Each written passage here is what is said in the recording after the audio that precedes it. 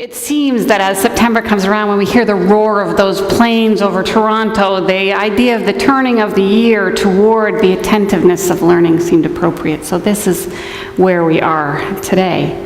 I want to today look at organizational learning. It's one of the ways that we learn things individually. Hal, I think, could you pull me back just a little bit?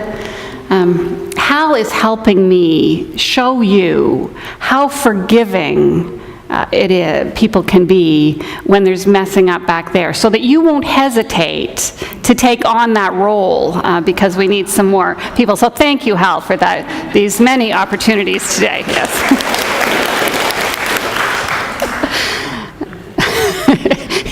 He's a riot. Anyway, thank you. So I want to get back to the learning thing. So today we're talking about organizational learning. And organizational learning, when we think about it, is about large organizations.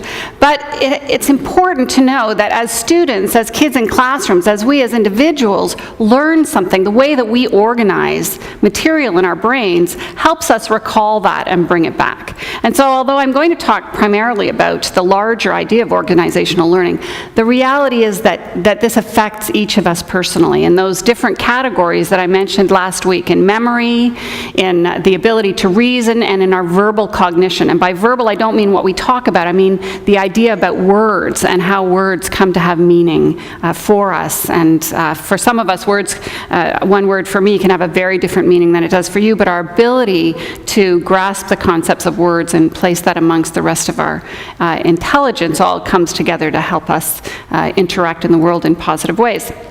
So today, the idea of operational learning. I have some different things that I'm going to talk about in relation to it, but the reading that came from T.H. White's book, it's actually the Book of Merlin, which was a posthumous conclusion to The Once and Future King, which he had written and previously published. So the quote comes out, it's Merlin is speaking and talking about what to do when you're sad. Now, Merlin's entire purpose through the whole of White's book is to teach the young Arthur, the aging Arthur, how the world works and how to be a king, how to rule not just from might, but from understanding, from a way that is different from the way that power, even chivalry, worked.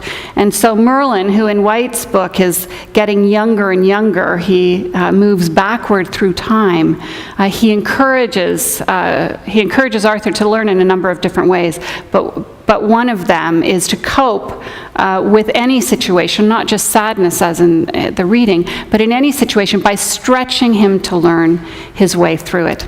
So I'm going to help us see some of the different ways that organizations can learn, and then how that might translate to some of our own problem identifying and problem solving in the world.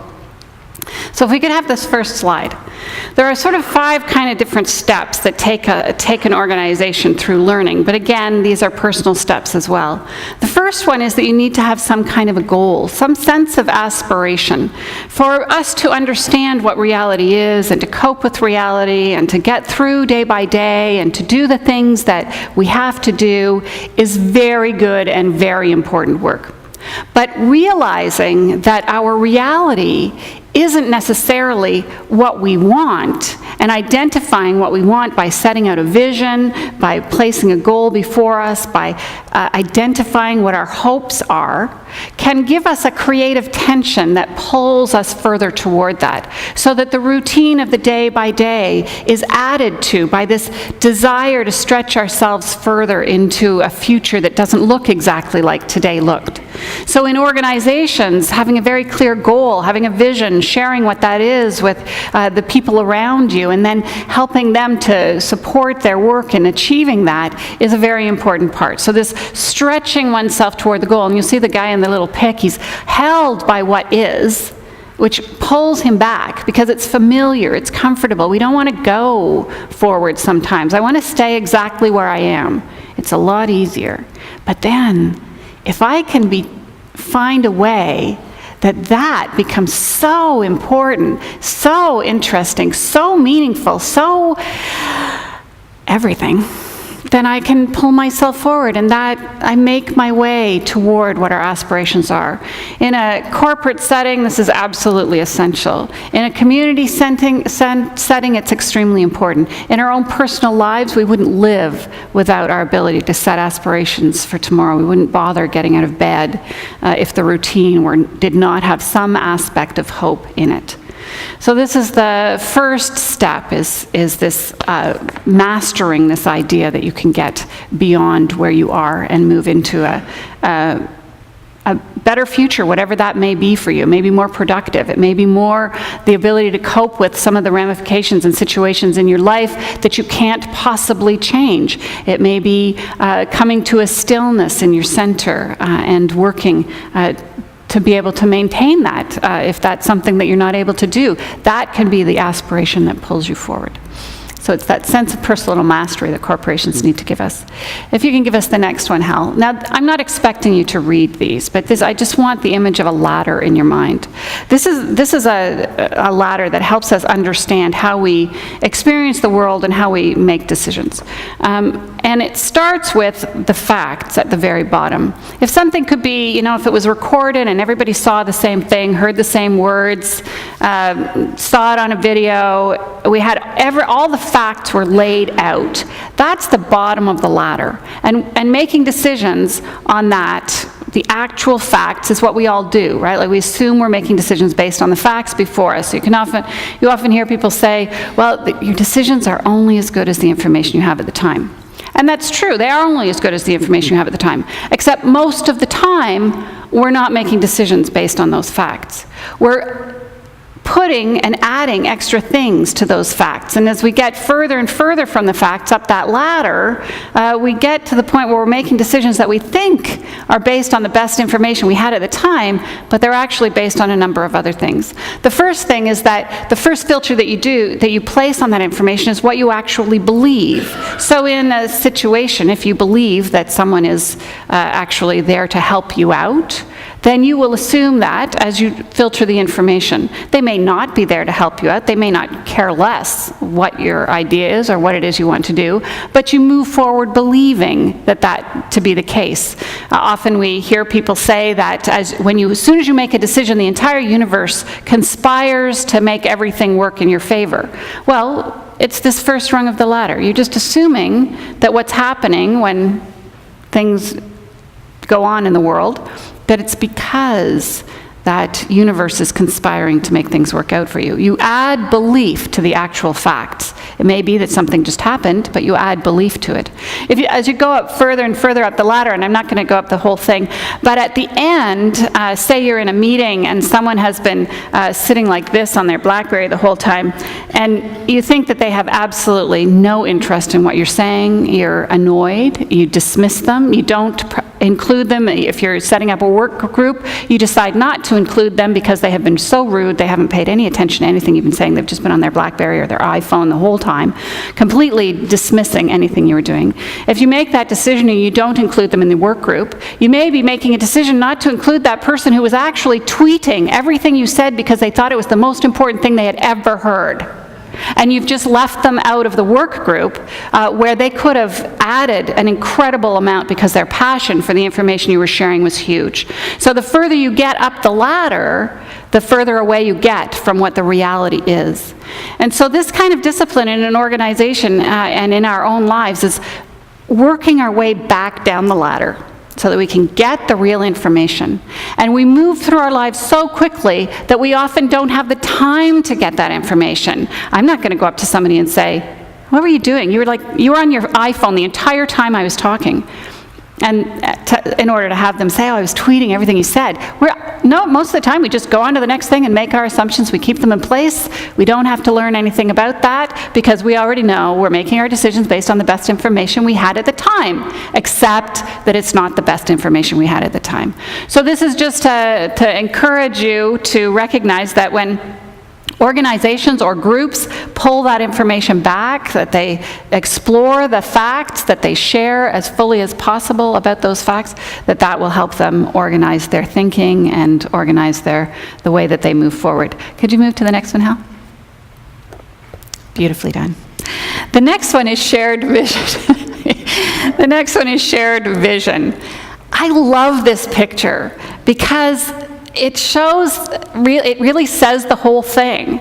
It's not until we actually know what everyone has to offer to that vision that we can set one that has the goals of the group at its heart, that has the best goals. And one of the things I love about this vision is that this picture is that there's no single straight scope in that picture. Everyone is curved. Everyone has a little kink in it before we get to the actual vision.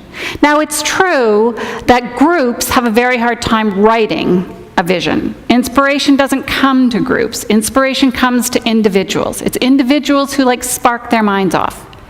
But if each individual in a group has the opportunity to bring their own inspiration to the table, then the one who has the best wordsmithing skills or the one that can pull together ideas out of a whole group, that person can take forward a shared vision that will be much greater than just the one that you gave to the person that you thought was the smartest because he told you he was tweeting everything that you said. So getting the vision out of everyone can take a group forward in a really positive way and really helpful way, and create a vision for a future that can be engaging and enlivening and energizing. Hal, can you take us forward again? You know what this is, right? Can you tell what this is from there?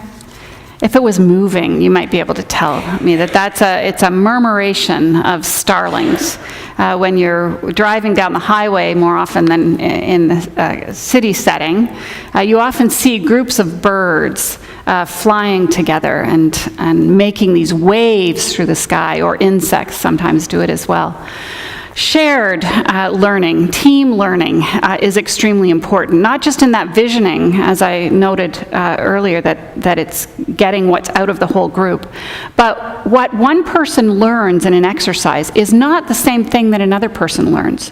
So if we're trying to figure out the best way to create space for Sunday gatherings in this space, the way that Tom experiences this space is very different than the way Marjorie does. And learning from both of them, what works for you, what doesn't work for you, what it is that makes it positive, what makes it negative, bringing that all together helps all of us learn. And so the concept of a flock of birds all headed in the same direction, each adding to it, is representative of that team learning, which is so important. But if you go to the next slide, Hal. The next slide is totally incomprehensible to you, and that's why I wanted it up there, to show that it's about systems thinking. And I wanted to make it clear that it's all over the map, really, systems thinking. This is actually a piece that came from the Global Health Leadership Forum in Atlanta in 2010. But when I Googled systems thinking and team learning in Google, all the pictures, in the team learning pictures, not the systems thinking, all the pictures were of groups in a circle. Some of them had their hands out to another person coming in. Some of them were at tables talking. It was all about groups talking to one another. But every time you have a table group or you have a circle, what is it that somebody outside the circle sees or outside the table? Nothing but backs. You just see people's backs. So I loved the idea of the murmuration as more synchronized, more team-related, that it comes down to, in a murmuration, maybe two different rules. One, stay this far away from someone, and two, always head toward the circle.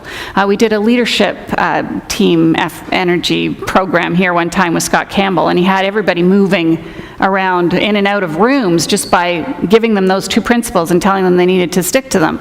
And so one person would head in one direction, and the entire room would be gone within moments. And that's what it functions on. Systems thinking is more complex than that. It has to take into play way more different elements, the future, orientation and vision, the performance of the past, the group learning, the cross-pollination of ideas. All of that goes into systems thinking and helps us come up with a way forward that can be more positive. But the complex nature of that I thought was very helpful.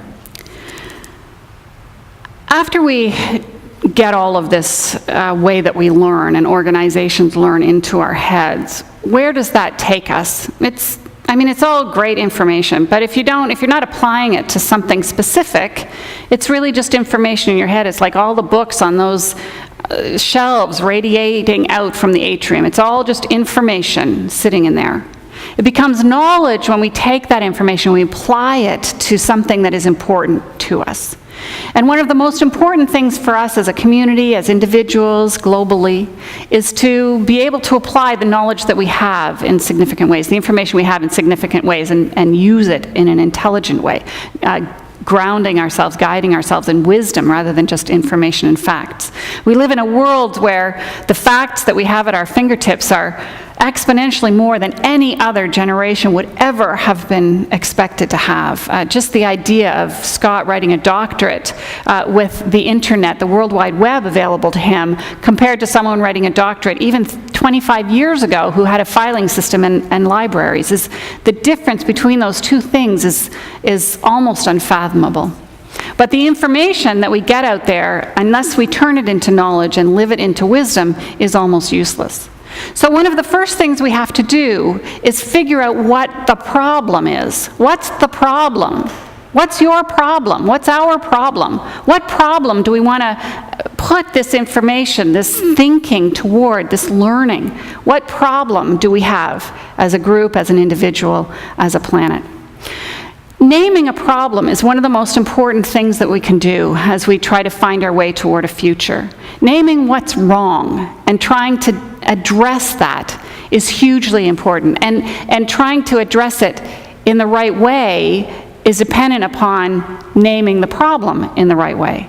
If the problem is you, then I never have to do any work. If the problem is me, then I have to do some work. If the problem is some circumstances around us, some of which we can control and some of which we can't, then that's a very different problem than the problem being you. So you see that the different ways that we deal with, that we experience and move forward in life depends on our being able to identify what the problem is. Once we've found the problem, finding a way to understand the nature of where we are to where we might get is the next step. We have to find a way to cross that, to murk our way through those waters and get to the other side. So this is the problem here. We don't have enough money to tear the pews out and put chairs in. Okay, so that's the problem. It's probably not the problem, I just made that up. But okay, so say that's the problem, then we have to find what's the solution. Well, getting enough money to take the pews out and put chairs in, that's the solution. Then what we do with that is we figure out how are we going to get that money to do that. That's the next thing. So you work your way backward from identifying the problem to how to solve it.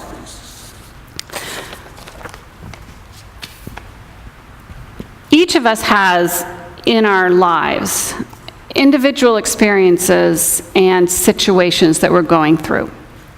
And we can use these ideas about identifying problems, identifying goals, setting a vision, pulling ourselves from our current reality into the future, thinking our way through it, getting some information from other sources, applying that to the problem, systems thinking across a matrix of different pieces of information to get to our goal. Each one of us has the responsibility of doing that in our own lives. When we get into a community, it gets a little more difficult because we have a whole lot of people in the system that then have to be part of that process.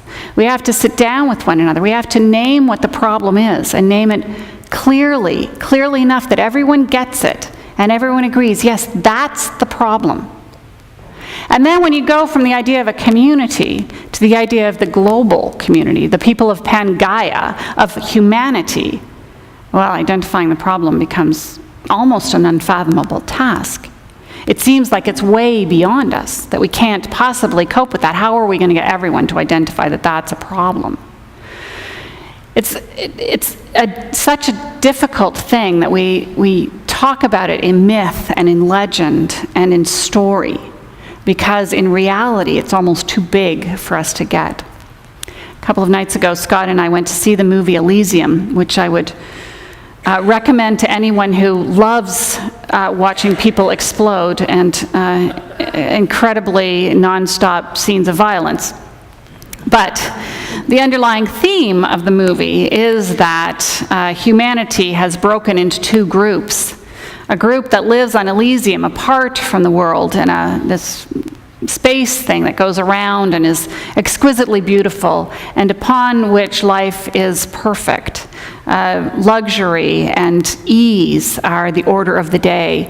Medical beds have been created that scan a body and fix whatever happens to be wrong with it within an instant. And so it's a desirable, a beautiful picture of life.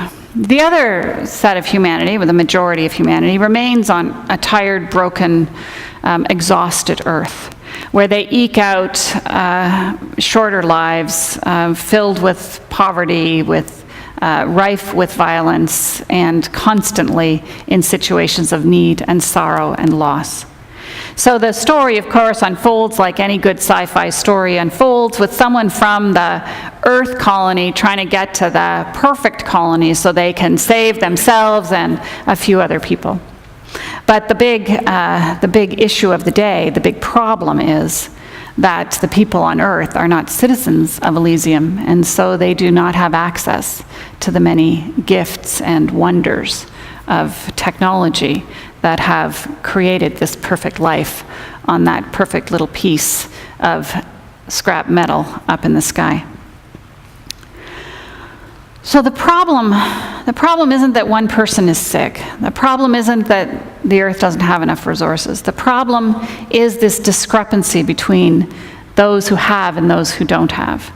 That's the big problem. And so those who are busy trying to deal with the everyday stuff don't ever get to work on that problem. The whole of the Earth community doesn't coordinate its efforts and decide to deal with that problem. And so not only is it a futuristic portrayal of what happens on this planet and to its peoples in 150 some odd years, but what plays itself out in our contemporary world as well. We rarely get the opportunity to step back and look at the big problem, and we are hesitant to name the big problem. When I was in Halifax a couple of weeks ago, and some of you may have read a little bit about from my speech that's currently on my blog, I talked about the big problems that I see in the world. Big problems that are perfect storms in my estimation, because each of them has at play within them so many different elements that are all bringing it into this crashing crescendo of problem. Of massive proportions. So there's the planetary problem. Oh my goodness, we don't have to look very far to see how the planet is reeling under the weight of its 7 and some billion people, and not just those people, but the abuses that we wreak upon that planet. The second one I found was our social integration, our whole social cultures, and how they're falling apart as the result of a variety of different forces upon them. And then the last one was the one that we're particularly involved in, that concept of religion, and the different things that are happening within religion which are challenging it and make it unable to come to the table with the gifts that it has brought in the past. The stories, the narratives, the possibilities that have been wholesome and healing for the human community are now lost and being trivialized. And so that perfect storm of that whole thing left me with a deep concern, a lament for our communities which seek to create change in our wider communities, the smaller communities around us, or on a larger scale as the First Nations Study Group is doing. But beyond that, to the deeply entrenched problems, maybe problem, that faces humanity. Addressing and naming that problem, I think, is perhaps what we need to do as people who call themselves church. Church over the centuries has focused on a variety of different things. It's focused on salvation, it's focused on the afterlife, it's focused on ritual and symbol and doctrine that has called us to the promise of an afterlife of wholeness and Elysium-like qualities. But that is not the purpose of this community of faith. It hasn't been the purpose of the United Church of Canada as a whole for a very long time. And so we have to identify what our purpose is, a purpose that is true to the problem. I think that over the course of the next little while, we can do a lot of work about identifying and naming that problem. And I think that we have to be bold enough to speak about what that problem is, not just the issues that are going on in our communities, but the big problems that create those issues.